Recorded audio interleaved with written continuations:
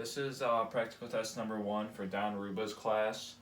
We were told that we need to build a Wheatstone Bridge circuit that has an LED that is controlled by an LDR.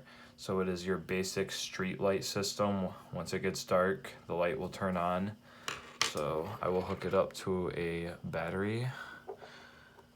And as you can see, when you hook it up to the battery, it turns on.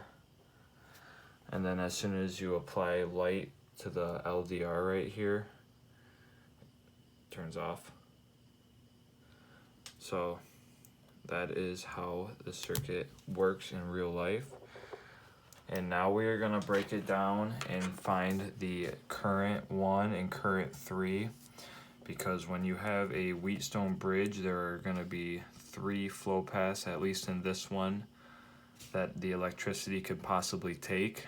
So in order to find that, you got to do a bunch of stuff like loop 1, loop 2, and loop 3. Loop 1 is going to be the first flow path that we thought went this way, passing resistor 1 and the LDR. Actually, that was loop 2. Loop 1 passes R1, the LED, and R4.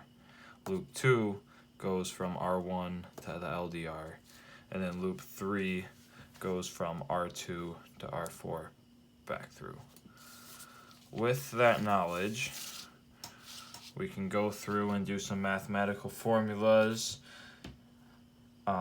Eliminating I2 is one of the things I had to do here, so some math.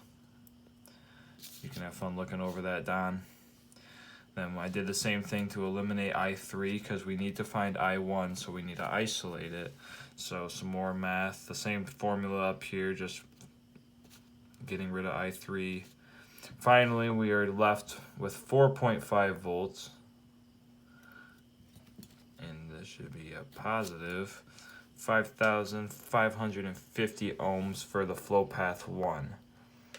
So that means the current for flow path 1, which goes from R1 through the LED to R4, is 0.8 milliamps. Shit. Let's keep going. We're good. We're good. You can cut it And out. then for I3, we plugged in the 0.8 milliamps into the loop 3 formula that we have down here.